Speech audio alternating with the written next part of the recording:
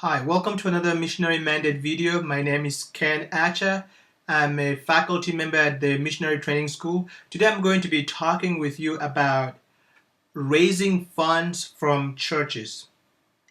Now, before we get into talking about that, funding from churches is not very easy to get. So my usual advice is to pay a lot of attention to raising funds from individuals because many churches are stretched thin with their fundings and trying to get support from them can be difficult. But having said that, it is possible and very, very helpful sometimes to reach out to churches and get support. There are churches out there that are wanting to invest in missionaries. So even though it's a lot harder than getting it from individuals, it is still worth trying to do so when you have an opportunity. So know that the church is an organization. It is not an individual. And because the church is an organization, getting funding from them is like getting a grant from a government organization.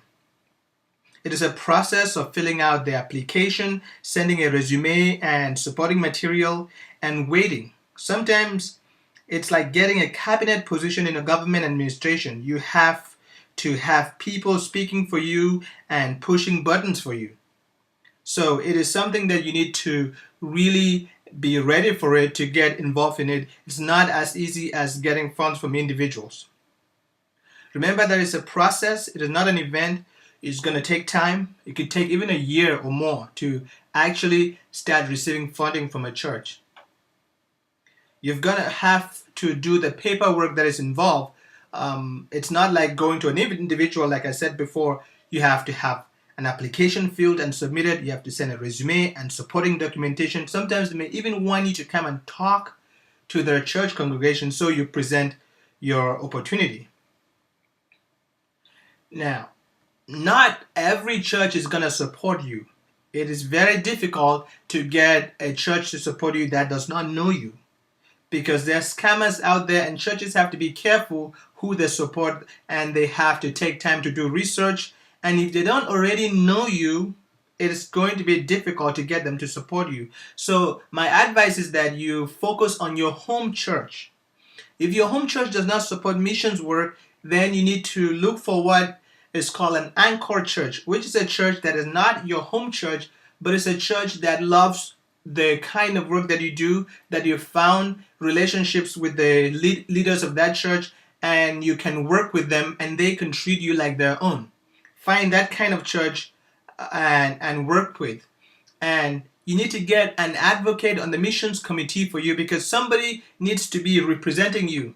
This is not something easy for everyone to get. That's why raising funds through a church is not very easy, and most of the people that we're going to work with, I would not advise for them to do that unless they have a home church or an anchor church, because you need to keep a lot of connections with these people, and you can't blame them because there are scammers out there. They have to be good stewards of the money that God gives them.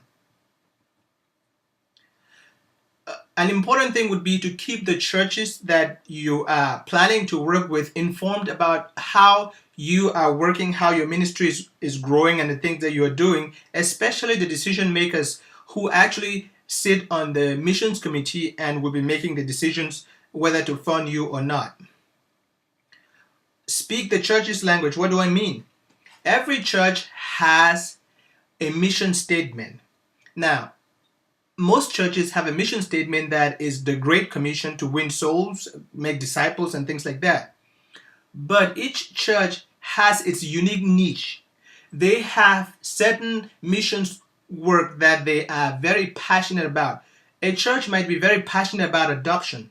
Another church may be passionate about orphan care, just taking care of orphans in orphanages. Another about foster care. Another about freeing slaves.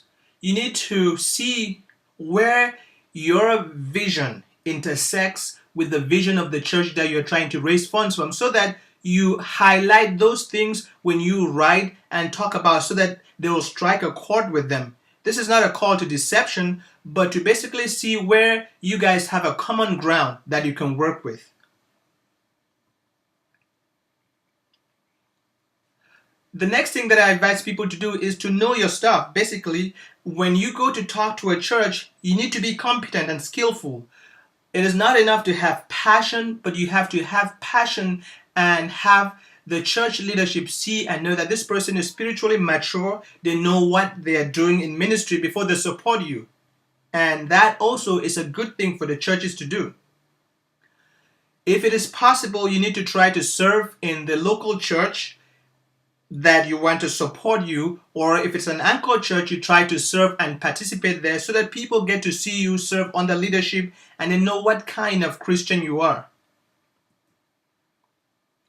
Many churches have rules that you have to exempt candidates that you want to give to you directly, and make sure that those are not candidates that are already giving to the church. For example, the church missions committee has funds that the church receives from church members and dedicate those funds for missions. If you are getting funding from that budget, some churches say that you cannot again go and target the people that are giving to the church, because that will be receiving double.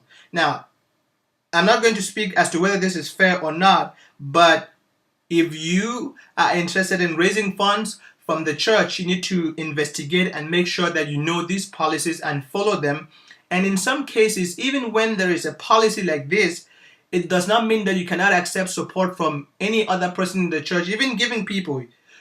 What I will advise to do is that you go one after another and tell the missions pastor about these people. Ask them, is it okay to accept from this person that I have a relationship with for so many years and I have worked with? Many of them will say, oh no, this person, you know this person, you can accept from them. And you can go down the list and see that you can exempt most of the people that you might be wanting to target in the church and still receive funding from the church. You need to prepare a formal resume, which is what goes with the fact that a church is an organization. You need to treat this like you are applying for a grant from a government organization or ministry.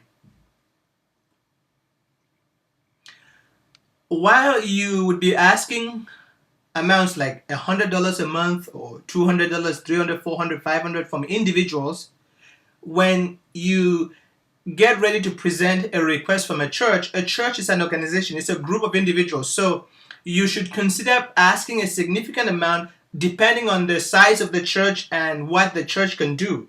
Do not treat the church as an individual. You have to go through a lot of loops to get to the point where you can request from the church.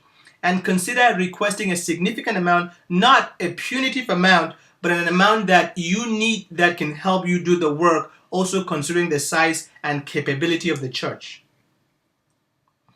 Well, this is it for this video. My name is Ken Acha. I am a faculty member at the Missionary Training School, Missionary Mandate. If you have any questions, please do not hesitate to contact us. Even if you're not one of our students, we would love to help you, serve you as you go out to serve the kingdom of God.